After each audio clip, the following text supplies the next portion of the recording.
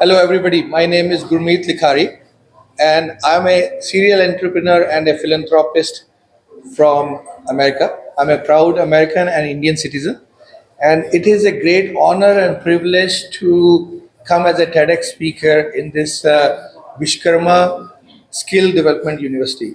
And this is an amazing program which the administration has done, created skill development for a lot of young entrepreneurs who want to learn business or who want to learn technology. This is a great platform, Vishkarma University, Skill University. Their programs are really very, very good programs, and I think students should take advantage. And when TED comes to this platform, it is also an amazing time for everybody to learn from so many experienced people who come and share their experiences and their knowledge. I belong from Likhari family, which is our foundation, works for skill development for underprivileged women for their financial independence.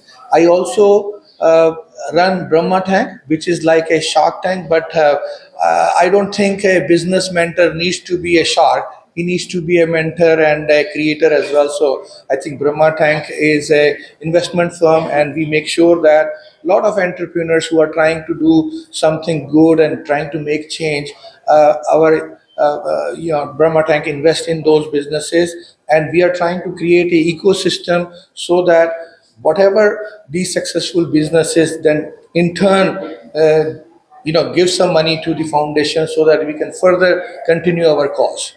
Thank you very much for giving me this opportunity to come this Vishkarma University and the TEDx platform. Thank you very much. Hi, I am Nitya Rohil, a counseling psychologist, an army wife and a life coach. आज TEDx के इस event में हम बात करने आए कि कैसे एक विमेन, एक औरत अपना घर संभालते हुए, अपना बच्चा संभालते हुए अपने सपनों को पूरा कर सकती है। जैसे कि TEDx मेरा एक सपना था और आज एक इतने छोटे बच्चे के साथ I fulfilled my dream and it's an achievement. और मैं ये इंस्पिरेशन सबको देना चाहती हूँ कि आपकी कोई सिचुएशन आपकी मजबूरी नहीं बन सकती। आपको हौसला रखना है, सपने देखने हैं और उनको पूरा करना है। That's how you flourish. ये लारण्य अग्रवाल है, ये जस्ट 5 years की है एंड यंगेस्ट TEDx स्पीकर के उस पे है। इसने अभी जस्ट TEDx का स्पीच दिया जो अभी TEDx के चैनल पे भी आएगा, तो आप देख सकते हैं इसने कैसे बोला है, क्या है। एंड ये बहुत मेहनत करती है and she loves to go and speak, तो ये काफ़ी इंजॉय करते हैं इस चीज़ को।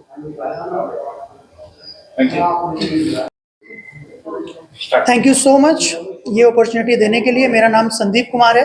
सोशल मीडिया पे मेरे हैंडल सारे पेरेंटिंग कोच संदीप के नाम से हैं। सो बेसिकली मैं पेरेंटिंग के बारे में बात करता हूँ। उसी बारे में मैं यहाँ पे TEDx पे आया था बात करने के लिए कि कैसे हम अगर अपनी पेरेंटिंग के ऊपर काम करें तो हम अपने देश को वापस सोने की चिड़िया बना सकते हैं। क्योंकि स्टार्टिंग के 5 to 7 years फाउंडेशन होते हैं एक बच्चे की लाइफ के। वो किस तरीके के शब्द सुनता है, उसके पेरेंट्स उससे किस तरीके की बातें करते हैं, क्या वो पॉजिटिव बातें या फिर नेगेटिव बातें, उसी से बच्चे की सेल्फ इमेज डिसाइड होती है। और अगर गलती से हमारे किसी बच्चे की सेल्फ इमेज नेगेटिव हो गई तो उसे छोटे से छोटा काम बहुत बड़ा पहाड़ दिखने लगता है। वो डर जाता है, उसे लगता है मुझसे नहीं हो पाएगा, मैं नहीं कर पाऊंगा, मैं कैसे कर सकता हूँ, मैंने तो कभी किया ही नहीं है। लेकिन अगर पेरेंट्स बच्चे के ऊपर काम करें और उसकी सेल्फ इमेज को पॉजिटिव बना दें तो कोई भी काम, बड़े से बड़ा काम भी उसे बहुत छोटा काम लगता है और वो बोलता है मैं तो ये यूं ही कर दूंगा, ये तो मेरे लिए बहुत ईजी है। हमें अपने बच्चों की सेल्फ इमेज के ऊपर काम करना है और वो तभी पॉसिबल है जब हम स्टार्टिंग के 5 to 7 years पेरेंटिंग के ऊपर काम करेंगे। अक्सर लोगों को लगता है कि हम पेरेंटिंग क्यों सीखें, हमारे पेरेंट्स ने तो पेरेंटिंग नहीं सीखी, फिर भी हम बड़े हो गए। लेकिन हमें ये समझना होगा कि 1990s में चैलेंजेस अलग थे, आज के चैलेंजेस बिल्कुल अलग हैं।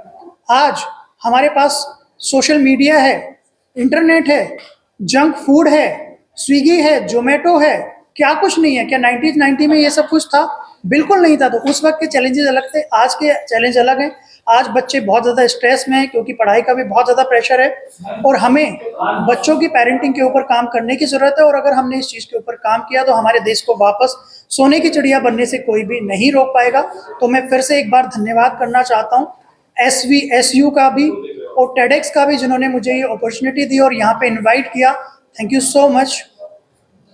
डॉक्टर सीमा मिड्डा, मैं आज SVSU में टेड टॉक के लिए आई थी। I am a speaker today here और मेरा टॉपिक था विजन टू रियलिटी में आप अपने बारे में जानकर न्यूमरोलॉजी के थ्रू, नंबर्स के थ्रू अपनी सेल्फ रिलायंस करके आप अपने अच्छे career, health, wealth, success, relationship को कैसे अचीव करें।